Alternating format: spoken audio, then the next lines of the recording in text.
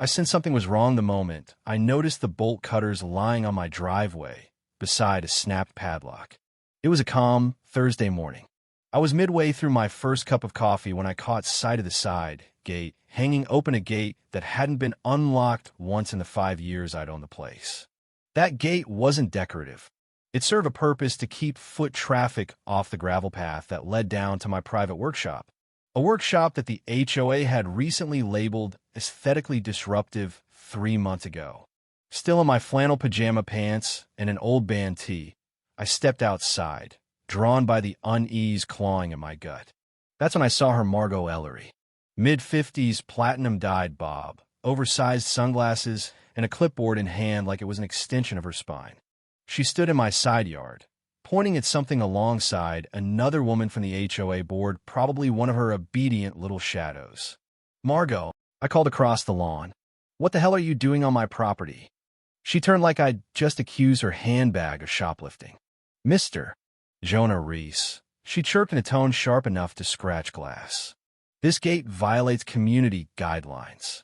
Section 7, Paragraph C, all side gates must remain unlocked for emergency personnel access." "That's a city regulation, Margot," I replied, stepping fully outside. "And this isn't public property. This is my land. I hold the deed to this entire strip." She crossed her arms with the flourish of someone preparing for courtroom battle. "We've received complaints. Multiple residents feel the locked gate creates a sense of imprisonment in the neighborhood. I'm simply addressing the issue. You used bolt cutters on my gate. It was obstructing HOA access," she said matter-of-factly. I had every right. I walked over, picked up the ruined padlock, and held it up. "You do realize this is breaking and entering?" She chuckled, a high-pitched, false laugh that made my scalp tighten. "Oh, please, call the police. I'd love to explain how you've been out of compliance for months." I don't think she thought I'd actually do it, but I did. I pulled out my phone and dialed the police right in front of her. As I spoke to dispatch, her face twitched like she was trying to keep her condescending smile from cracking. "You're really calling them over a gate?" she asked, her tone suddenly less confident. "No, I'm calling them because you trespassed and destroyed private property. And because someone needs to remind you that an HOA doesn't come with a badge or a crown." Her assistant, a nervous woman with a tight jaw and hair scraped into a severe bun, tried to tug her back toward the sidewalk. But Margot stood firm, smug and unmoved. 5 minutes later, a patrol car arrived. Officer Luke Ramirez stepped out, a professional guy I'd seen around before, always polite, never overstepping. His eyes landed immediately on the bolt cutters in the grass. "Can someone tell me what's going on?" he asked. Margot stepped forward like she was addressing a judge. "Officer, I represent the Fairmont Lakes HOA. This gate was in violation of community standards. We were forced to remove the obstruction." Ramirez turned to me. "You own this property?" "Every inch," I said, holding up the manila folder I'd grabbed from my front hall, "including that side yard. I've got the deed and boundary survey right here." He flipped through the documents, nodding slowly. Then he looked back at Margot. "Ma'am, this is private property. It's outside HOA jurisdiction. You cut a lock and entered without consent. That's criminal trespass."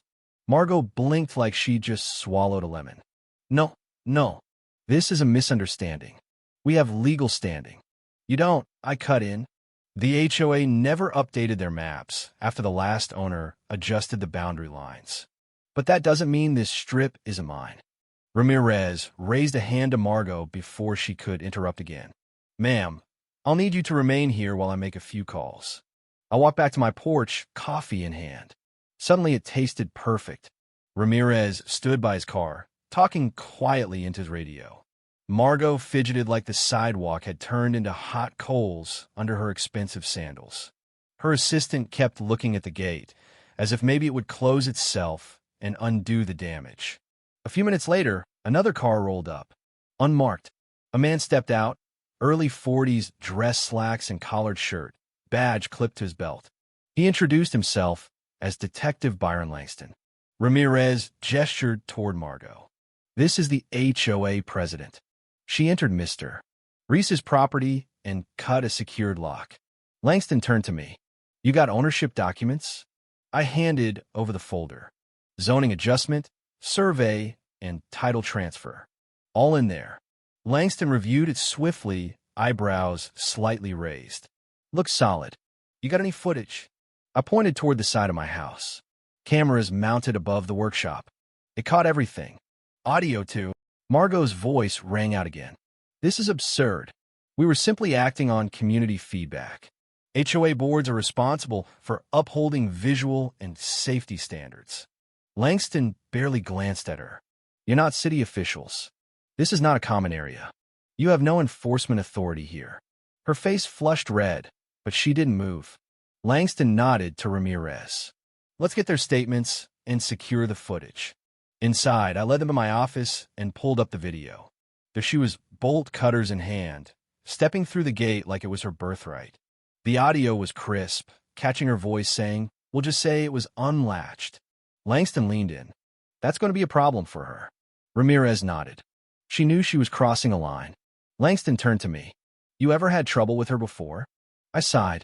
For months. She's tried to label my property nonconforming, claimed my shed was industrial equipment, fined me for gravel coverage. Last week, she sent a citation about lawn color uniformity.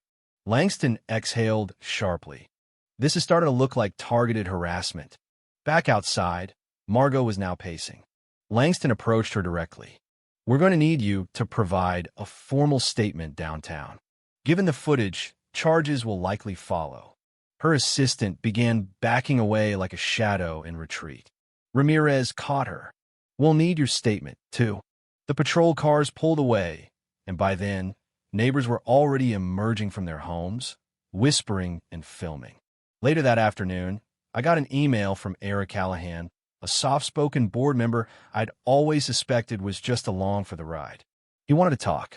We met at the neighborhood gazebo. Eric looked tired, almost relieved. She didn't have board approval, he said. No vote. No notice. She just did it. How many complaints has she faked? I asked. He hesitated. A lot. She writes them herself, says they're anonymous, then uses them to justify enforcement actions. And you let her. She has the majority vote. Or she did. She bullied us into silence.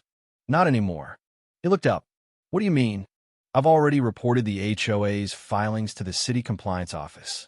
If she falsified citations or altered reports, they'll find out.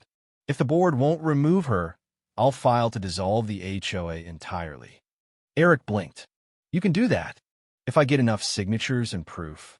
Yes. He nodded. You'll have them. People are tired of a rule. That night, I designed flyers bold, direct, with a QR code linking to a petition site. I detailed the bylaws violated and noted the investigation underway. By the following morning, every doorstep had a flyer. 2 days later, I held a community meeting in my front yard. I expected maybe 10 people. Over 30 showed. They brought chairs, coffee, and stories. Stories about being fined for garden gnomes for a child's chalk art. Even one man who was cited for his car's color not matching community harmony.